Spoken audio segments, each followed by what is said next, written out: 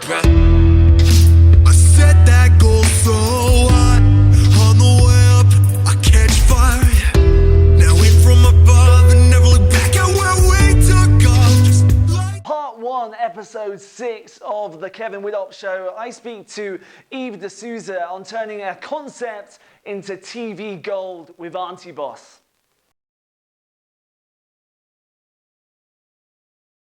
Oh my God, those are the worst years. Early 20s. Okay, I was coming out of campus, out of university.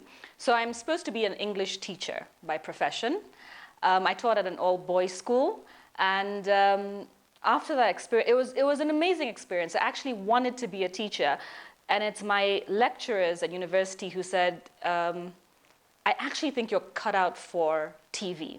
Now, the thing about me is I was this, and I always have been, since a child, very shy and awkward, and I didn't have much confidence in myself. So the whole idea of doing TV was horrifying to me, to be quite honest. It was very scary. I didn't want people to see me. It was bad enough that I had gotten the guts to be a teacher and stand in front of 20 kids. That was a big deal for me. That was like overcoming so many fears. So when they said, no, I don't think you should do teaching, it's not for you, go into something more glamorous. And so I took their advice, but I said, there's no way in hell I'm going to do TV. So I opted for radio because I felt it was safer, that I could just be myself and no one would see me, nobody would judge me, and I could like hide away from everyone. And funnily enough, I don't know why, but a lot of people in radio in Kenya get a lot of attention, which I didn't realize. I thought I would be hidden for a long time. But it didn't work out that way, but I'm glad I did. But that's what happened. I was 21, and I always say, people ask me, oh, you must have had this natural talent and drive and I hate it when people ask me, how did you do this? How did you develop this consistent career? And I'm not really sure I have the answer, to be quite honest. I don't have a secret formula. It's more of like, I think when you find something that really interests you, that you feel, I think you really need to feel excited, first of all. That's the first thing. And when I was a kid, I actually used to pretend to be a TV presenter. So I used to watch them, I used to sit on the floor and watch them and mimic everything they say. But it was one of those things where like, okay, it's make-believe, it's pretend. It would never happen to me. So once my lecturers sat down with me in my final year, I started thinking like, okay, maybe, I could do this. I can't do TV, but I can do radio. And I think the three things that I always say when you want to achieve something, you don't have to be loud about it or cocky about it or put on a facade. The first thing I honestly believe is you should dream and believe in the possibility. That's the most important thing. Because when you put that out there, it's good enough to like think about something and fantasize, but when you really internalize it and say, you know what, I think I can actually do this. You channel that energy and that confidence that comes with it, as long as, you're not in that space as yet, but you honestly believe that you can do it. And the funny thing about dreams that we all have, dreams are things that we could all do if you only put some work towards it or some effort towards it. It's really possible. It's not that difficult. And I look at myself as an example, somebody who was so shy and quiet, and my aunt growing up used to ask my mom as a joke, does she actually talk? Like I was like a mouse. So till today, my family is baffled as to how I got here. But that's because I didn't have the self-confidence. I knew I had something in me, but I didn't put it into action as yet. So I think that's the most important thing to remember. Whatever dream you have, it's not silly, it's not stupid. People may laugh at you, people may criticize you, but dreams are things that you can make come true if you just work towards it. It's that simple, just work towards it. So the second step is also putting things in place, taking steps towards that dream. For me, it was coming out of my comfort zone. For me, it was straight out of finishing at university, I started knocking on doors. So the first station was KISS FM. And I met with the programs controller. I did a voice test. We had long chats that lasted 2 months. And I would remember, like, I would walk from my apartment in Westlands to the call box. Back then, we didn't have mobile phones. And I would persistently call, like, every week and get his secretary. There are some days he would talk to me, some days he wouldn't. But I kept checking up. And unfortunately, after 2 months, he stopped taking my calls, and his PA was like, you know what, there's just no openings for you, I'm sorry, you have to move on. And instead of giving up, then I went to Nation. So I saw the programs controller there as well, did a voice test, he said it was great, blah, blah, blah. He's like, let's have this conversation, na. And that went on for another 2 months, and I was getting so frustrated, but I was like, no, this has to happen. I just believe this is gonna happen. And about 2 to 3 months later, the same story. He stopped taking my calls, and his PA said, listen, you need to stop calling us. There's like nothing for you here. And I was like, I can't believe, like, so what I did, more out of anger, I marched across, because this was Nation, and Capitol is right across it. So I marched across to Capitol. I didn't know anyone there. And at that time, Capitol was the cream of the crop. Like, I was very intimidated by Capital FM. I never thought I'd ever get a chance. And I walked into the lift, and then I noticed there were some people going to the 19th floor where the radio station is. And I was like, what's the name of the programs controller? They're like, what's his name? So they were like, okay. So he was Dusty Rhodes at the time. So I said, okay. So I walked into the reception, and I was like, I'm here to see Dusty Rhodes. And I was all confident. And they're like, who are you? They're like, oh, I want to be a radio presenter, and I need to see him. So I think the confidence and everything, although I was freaking out inside, got me a meeting with him. And that's how it all started. Like, I believe you will be knocked down. 2 stations turned me down. And then finally, the one that I never thought would even give me a chance let me in and started training me. And that's how everything started, type of a thing. And I think when you do have a dream and you're working towards it, another thing that is so key and so important is making it a priority. And by priority, I mean make time for it. If it means putting money into it, put money into it. If it means knocking on doors, do it. It has to be your focus. You can't sit on your couch and say, oh my gosh, you know, the radio industry is missing out on such a great presenter right here, boo for them. You have to make it your priority, like everything. And that's another reason why when I left radio, people asked me, why would you quit 10 years of an amazing career to start your own business? And I knew if I didn't focus on my business 100% and I was still working on radio at the same time, something would give. So I always believe that, like, whatever it is you're going after, focus on it. Almost obsessively, like, you have to do that. And that energy that you put in, good things always come back, always, yeah. Do you have any daily habits or practices? I think the most important thing, and it happens a lot in the media industry, but I think in any industry, whether it's work or your personal life, is I try as much as possible not to hold on to regrets.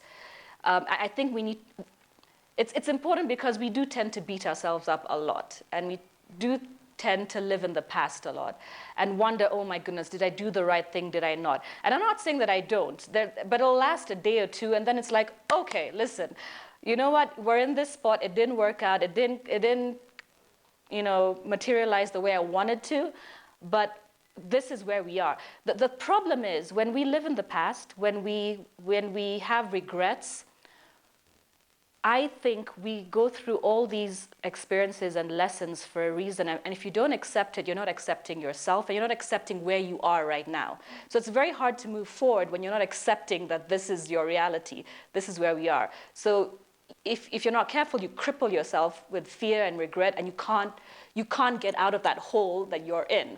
And that's, for me, how to be consistent, because it's not like I haven't been through hurdles and obstacles and disappointments. There are times I couldn't even pay my bills. I've been through all of that, but I choose mentally not to stay in that place. I always look ahead, like, okay, this is crap, like I'm freaking out, but what can I do now? Like, I need to come up with a plan to get ahead, like 2 steps ahead now. I can't keep thinking about what I should have done. and what could have been. It's not my reality right now. So what could be? Let's work towards that. How did the Auntie Boss journey begin? So what had happened is after 10 years at Capital, I did radio for quite a while. And it got to a point, and I think it's a horrible place to be where you feel I was not happy coming to work anymore. I feel like I couldn't give anything else. I felt like I couldn't learn anything more. I felt there was no challenge, that excitement. Okay, and that's bad because it sounds like a loveless marriage. And I'm not saying you should just walk out, but for me, in my career, I felt like this is my career, but I need to do more. I need to be challenged. I need to be freaking out and scared before, I come on. Like, I just don't know. I could do radio in my sleep, and I hated that. And a year prior to that happening, I had a talk with Lucy Mwangi, who's my business partner. Now, she used to do all the productions at KTN. So whilst I was on radio, I was hosting 2 KTN shows, and she was the producer for them. So we worked together for quite a few years, and we always had a really good relationship. So she's a very technical person, and she likes to be like behind the scenes. And she said, you'd be great because you're creative and you like to meet people and you can be the face of it. So we worked very well together. And we said, we should start a company because we were always frustrated by the content on our local stations. And we were like, they need to do this. They could have done that. And why isn't there this show? And we're like, what? Why can't we just start our own company and see if we can develop content for the broadcasters? And I got to a point, I think we were both in the same space. She was just really frustrated at work and exhausted and tired, and the morale was really low. So both of us decided, let's just do this. But we need to quit our jobs. If we're being serious about this, it's going to be difficult, but we need to do this. We need to take this leap of faith. And we both quit at the same time. And we started the company in 2011 in January. And the first year was, oh my God, it was horrific because, you're so used to getting this big paycheck at the end of the month. And the reality of being an entrepreneur and having your own business is you can't even pay yourself. I was living off of savings for a whole year. We didn't have a salary because any little money we made, we had to put back into production. And TV production is so expensive. So you're constantly looking for funding to continue. Now, luckily for us, our first 2 shows, one was a travel show called Travel Diaries, and the second was a male talk show on love, sex, and relationships. So it was hosted by men because we never know what the hell's going on in your head. So it was like interesting to finally know what men actually feel and think. So those 2 shows hit it off, and they got paid and everything. I mean, they got bought by broadcasters. But we've always been terrified of doing sitcoms because that's a whole different ballgame. It is so intense. It's so much work. You can't compare it to doing a talk show or even a travel show. First was so easy. But so what happened is there was like 2 years or 3 years later, I remember coming into the office and Lucy was like going on and ranting and raving about her house help and had done this, that, and the other. And before that, she had another one who did this, that, and the other. And I joined in and I was like, yeah, and mine, and we're like exchanging stories. And then at the same time, like we were in hysterics. We're just like laughing, like this is so ridiculous. Like I can't believe this actually happens on a daily basis. And then Lucy just left it that, what, this would be like a brilliant TV show. Like we have so many stories between the 2 of us. Imagine how many stories we can pick up from our friends and our family and put it all together and just put it on TV. So at the time, we didn't have enough money because we were working on these 2 other projects to focus on starting a 3rd one. But we decided to basically bite the bullet back in 2014, and we said, what, we just need to do it. We need to try it. We were terrified. We were really, really scared. Lucy and I always say we're probably, like when people hear this story, it's almost insanity because what we did is out of our own pocket, we funded 26 episodes before we even had a broadcaster. Like we didn't even know if anyone would buy it. But because to some extent, we were in this little bubble where this is such a great show. Oh my God, like we were so entertained with all the stories we came up with. We're like, who would not love it? And we believed in it so much. I think it's like I say, tunnel vision. You just like, it's gonna get on air. How did you sell the show to a station? We've been very lucky, I think, because every single show we've produced has landed on TV. And that is, sometimes Lucy and I look back and we're like, how did that even happen? It's bizarre, to be quite honest. It's very difficult to get your show on air.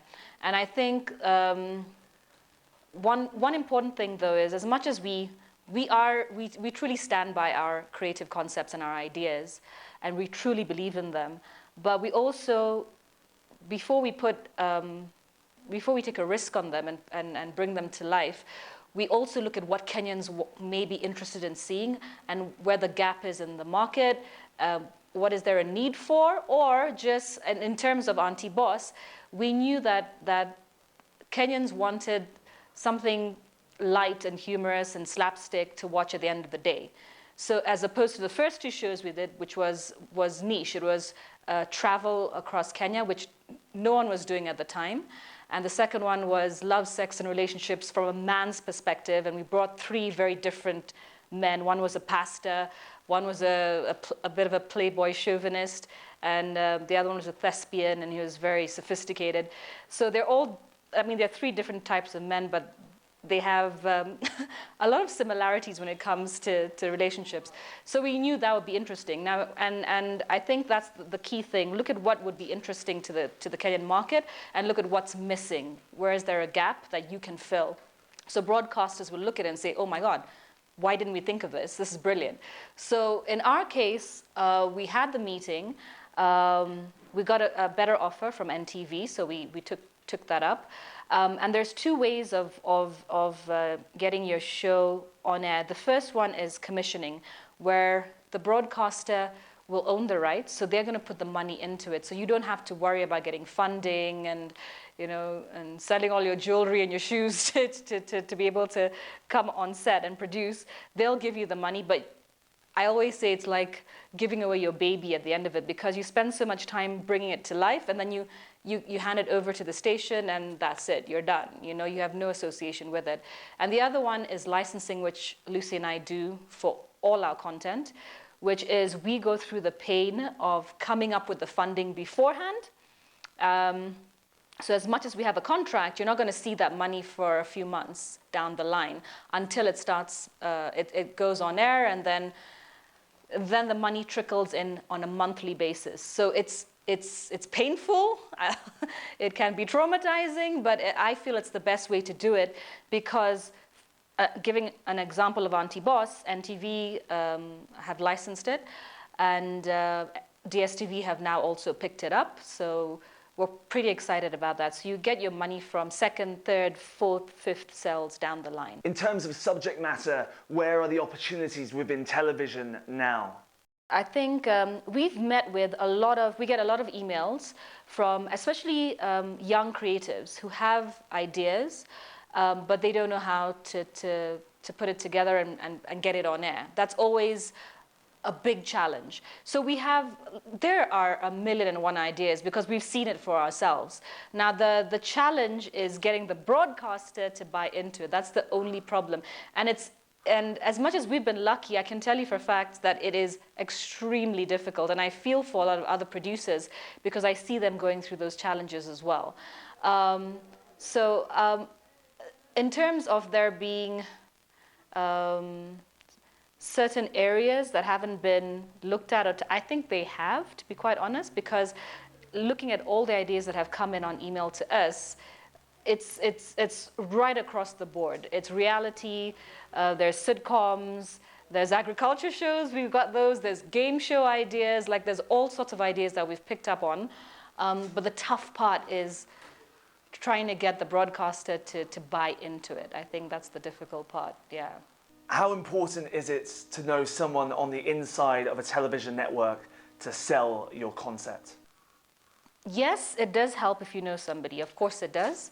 And I used to think that because I knew everyone in each media, in each broadcast house, that it would that means that there would be an understanding that they wouldn't steal my ideas. And no, I remember the first year, Lucy and I were so livid because we had basically one of our Mentality, the male talk show. So the first broadcaster we pitched it to, and this happens to so many young producers, and I never thought it would happen to us. And we put everything down in writing and blah, blah, blah, and we presented it, and the guy we presented it to, the program's controller, he said, I love this concept, it's brilliant, I want it on my station. Oh, but we're having problems with budgets, so can you be patient, na. So we're like, okay, and we gave up on it. And then like a few months later, thankfully, Zuku picked it up. So we started it with Zuku. And before we know it, a year later, that station we pitched to started their version of it. But that wasn't bad enough. For their promos and for their talk-ups, they had lifted word for word from our proposal. Like literally word for word. I knew it by heart, and that's what they were using. So it's kind of scary, I feel, in this industry, because a lot of programs controllers can meet with you and steal your idea. They'll tell you that we don't have a budget, I'm sorry. So a lot of people have started signing agreements so that NDAs. Yeah, NDAs. So non-disclosures, yes, but there's still a risk that could happen. Then secondly, I think before people used to go with concepts and ideas, but it's a little risky because I said then they just lift your idea and whatever. But if you go with a pilot and it's finished, like it gives you leverage because you've shown them this is my product and I'm taking ownership. I've even put money into it. This is what it's going to look like. So the chances of them going into production for the same thing is much lower. They won't take the risk as much when you have it already in your hands and you're like, this is the show. So it's very important to however you can, whether it's calling in favors, getting a crew in for free, but make sure you shoot that pilot. It does help because it helps when the execs can see it instead of you just talking about it, but they want to see roughly how it would look. And then last of all, I always say just be so super enthusiastic about it and passionate to the point, it is very contagious when in a pitch, when somebody is so excited about something, you can't help be excited about it as well. And it helps if it also looks good when you play, the pilot for them so they get it. But for me, that's the thing I feel guilty about. It's because in every broadcast house, Lucy and I do know somebody or the other. So it's been easier for us to get meetings and stuff, which is not to say that we haven't helped people who don't have that get a foot through the door. I think that's important as well. So I think in this industry, it's all about who you know at the end of the day. Do you have a mentor, and how important is mentorship to the entrepreneurial journey? I don't actually have a specific mentor as such, but I do have two key people that I really respect, and I know if I ever need advice, and they've given me a lot of advice over the years, and that's Phil Matthews, who started up Capital FM. He trained me and he took me through the ropes, and he not only taught me a lot, but we talked a lot about life in general as such. And he left Kenya many years ago, but he still keeps in touch. We still talk on the phone. It's not as regular as I like, but it's often enough. And another person who also has been really good in terms of giving me great advice, especially when I started the company, was Bharat of Scanad. He actually met with Lucy and I, and he sat us down and he asked us questions about the company and how we're doing things, and giving us advice. And he's been great. Like every time I need some insight or some advice, especially because he's in the agency field, so it's very much related to what I'm doing. Like I need to churn out content that not only broadcasters will like and viewers, but also sponsors in terms of getting your content sponsored. So what are clients looking for? What are they interested in? The ground up, I built it with the intent of bringing my town up. Y'all getting all wound up. Y'all getting up, telling me yeah, it's impossible. I'm looking at it like nah, that's a obstacle, bruh. I said that